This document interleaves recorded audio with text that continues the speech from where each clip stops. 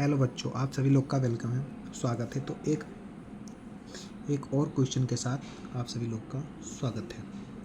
जैसे कि आप लोग को क्वेश्चन दिख रहा होगा, शायद सही से दिख नहीं रहा, ब्लर दिख रहा है, मैं सही कर दे रहा हूँ। सही दिख रहा है ना शायद। तो क्वेश्चन है, एक कप जल में कितने धन तथा ऋण आवेश होते हैं। इंपॉर्टेंट क्वेश्चन है, एनसीईआरटी का है। एक कप जल में कितने धन तथा ऋण आवेश होते हैं। तो ध्यान से देखो, इसको सॉल्व करते उड़ाते हैं। वैसे तो मैं उड़ा दूंगा 1 मिनट में, बट तुम लोग को समझाना हो सकता है 10 मिनट भी लग जाए। ठीक है, तो ध्यान से देखो, सीधा मुद्दा, कोई फालतू बात नहीं। हल डाला मैंने, कुछ लेट कर लेते हैं, मान लेते हैं। माना एक कप जल का द्रव्यमान, मान लो, माना एक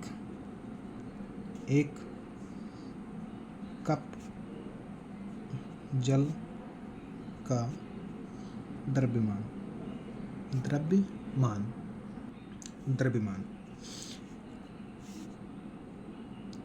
द्रव्यमान 250 ग्राम है। ठीक है, आप 300 भी मान सकते हो, 400 भी मान सकते हो। मैंने 250 क्यों माना, क्योंकि इससे थोड़ा आसानी हो जाता है, आसानी से लग जाता है। ठीक है, अब एक सूत्र आप लोगों ने पढ़ा होगा। ठीक है, एक सूत्र पढ़ा होगा फिजिक्स में, Q बराबर NE, याद होगा, पढ़ा होगा ना, आवेशों का क्वांटीकरण में Q बराबर NE। अगर फिजिक्स नहीं समझ में आया तो मेरे पास आ जाओ, खोल के पिला देंगे, कोई दिक्कत नहीं है। ठीक है, अब आगे प्रोसेस पढ़ते हैं। एक सूत्र आप और लोगों ने पढ़ा होगा। ठीक है, कुल अणुओं की संख्या, कुल अणुओं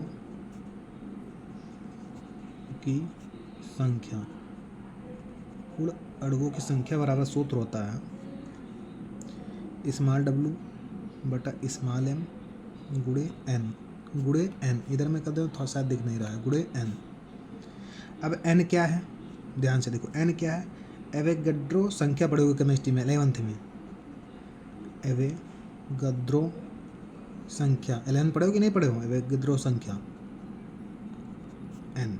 ठीक है, अब ध्यान से देखो, अब क्या करना है।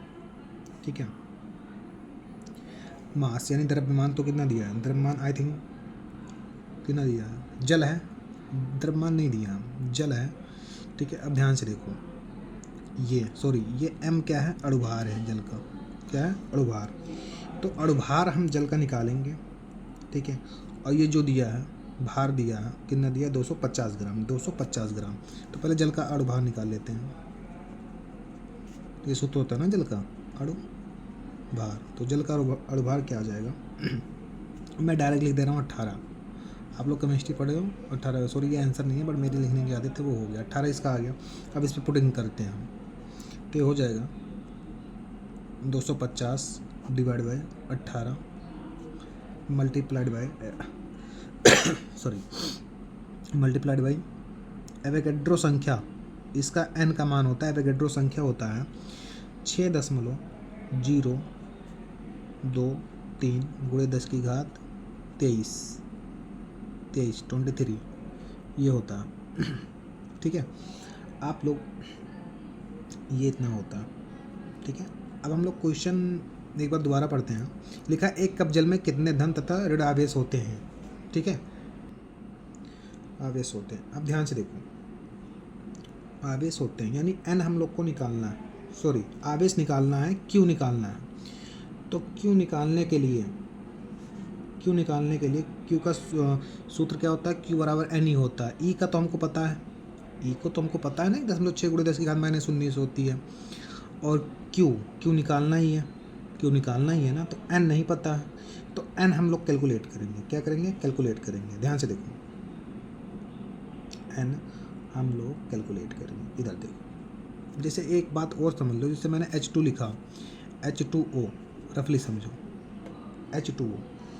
H2O।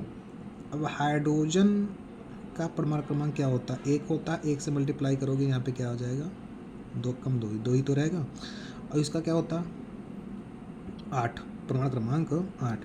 अगर इन टोटल को मिला दो तो 8 2 कितना हो जाएंगे, 10, कितना हो जाएंगे, 10। तो ये हम लोग यूज़ कर लेंगे n निकालने में। ध्यान से देखो, n निकालने के लिए 10 हो जाएगा,